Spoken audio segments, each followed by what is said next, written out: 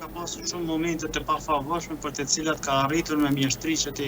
ndryshoj qasjen e ndaj saj, për shkak se i ka shfrytzuar rrethana gjeopolitike me mjeshtri. E në këtë rast ka pasur edhe një përkrahje të fuqishme nga Rusia, por edhe nga Kina dhe vendet e tjera të ndryshme si nga Irani, Izraeli dhe vendet e tjera.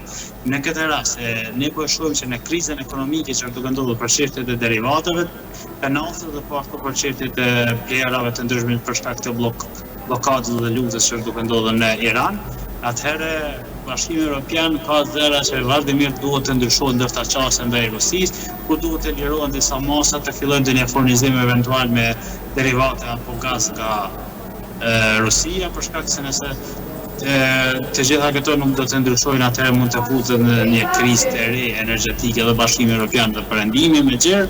dhe në këtë formë atëherë edhe shfrytëzohen për rrethana të tjera gjeopolitike ku mund të fut interesat e veta dhe Serbia dhe në bashkëpunim me Rusinë të realizojnë qëllime të ndryshme të cilat ju ikun këtyre sanksione sikur që i ikën edhe në të kaluarën ku janë përmendur vazhdimisht sanksione ndaj Serbisë, por që nuk janë realizuar sikur që ishte rasti për shkak se Serbia nuk i vendosi sanksione Rusisë për shkak të luftës në Ukrainë, apo që nuk reagoi asnjëherë dhe nuk dha llogaridhënie për rastet e sulmeve terroriste në Kosovë, dy sulme terroriste në Kosovë të Azira që shkaktojnë në veri, dhe përveç tjerë po ashtu edhe iniciativat e saj dhe bashkëpunimin e saj që e pat në Serbinë